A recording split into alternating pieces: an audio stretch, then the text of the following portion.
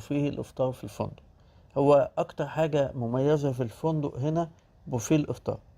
بوفيه الإفطار بصراحة عجبني جدًا، متنوع، فيه حاجات كتيرة، وهو كبوفيه معقول ممتاز جدًا كفندق 5 نجوم.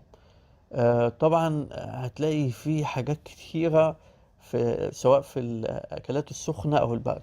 زي ما أنتم شايفين البوفيه عامل إزاي، هتلاقي هنا حاجات كتيرة جدًا وبوفيه مميز جدًا، وده يمكن أكتر حاجة هتلاقيها مميزة في الفندق، اللي هو بوفيه الإفطار. طبعًا هتلاقي طبعًا السيريال والمربّات والحاجات اللي هي الكرواسون والدنش والحاجات اللي هي طبعًا بتاعة الحلويات والكيكات والحاجات دي كلّها. طبعًا البوفيه مميز جدًا، هتلاقي فيه كل حاجة.